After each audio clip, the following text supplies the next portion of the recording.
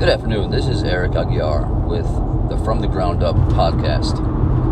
Today we will be looking at a soccer analogy, and through that lens, hopefully begin to understand a bigger issue. For those of you that do not follow the sport, the simplest way to understand it is you have 11 players on each team. One player on each team is assigned to protect the goal. The other 10 are assigned to get the ball in the other team's goal.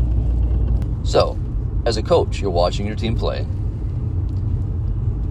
and the opponent's team has an opportunity. They capitalize on it and put the ball in the back of your net.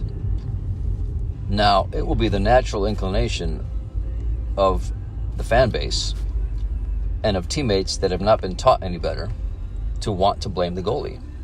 For he or she was the last person, the only person in the way of the ball going in the back of the net. Now, taking all this that has just transpired through the funnel and the lens of a from the ground up perspective, we will discover that there were many other things that had to happen before the goalie was in the predicament of being the last man or woman standing, the last line of defense. So again, if we were to take a from a ground-up look at the series of events that would have had to have happened before that pivotal moment where the ball found itself in the back of your net, we would find that there were 10 other players that had an equal role in letting the ball get that close to your goal. So, if after every goal scored against our team, we are to sit back as fans and teammates and blame the goalie, that negates the fact that the collective effort of the other 10 players dropped the ball just as much as the goalie did. This analogy applies to any walk of life where a collective effort is required, from a company trying to meet its bottom line, to a sports franchise trying to win a championship, to the public and the police in partnership trying to safeguard a community. So hopefully by now, this analogy has helped us all come to a level of understanding in which we can see that it is just as unreasonable to blame the goalie, the last line of defense, for every goal scored against them, as it is to blame law enforcement, the last line of defense, for every bad thing that happens. Because there were 10 additional metaphoric players that would have dropped the ball in some way, shape, or form.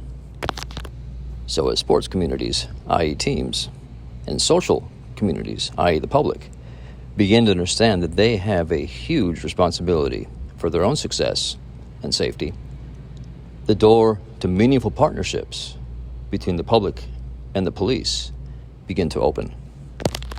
Now that we hopefully have a better understanding of our role as the public in the public safety effort, in the collective public safety effort, we're going to briefly discuss the role of the investor in team success, in collective success. If we can revert momentarily back to the soccer analogy, from the investment standpoint, if a group of investors expects the team that they support and invest in to perform at a certain level, they must make sure that the team and members on it have the training and equipment that they need to perform at the expected level. Similarly, ask yourself the question, what investments are you making in your last line of defense, public safety? So as a public that has a vested interest in its own safety, how do you make an investment? What do you invest? Who do you invest it in?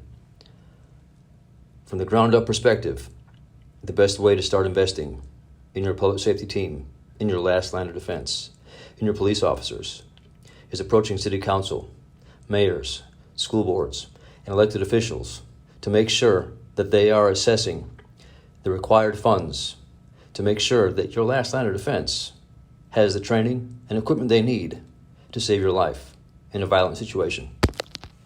Other specific questions for the concerned public to ask from the ground-up perspective of church leaders and school boards is, have they shared their blueprint with local law enforcement?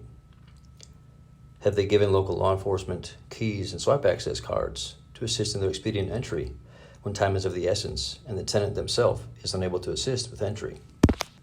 So, to wrap it all up, from the ground-up perspective, we need to pull away from the instinctive nature to blame the goalie, the last line of defense, the police officer, and move into a more productive realm in which we empower the men and women that we expect to save our lives and keep us safe, and make sure that they have everything they need to do so proactively and efficiently.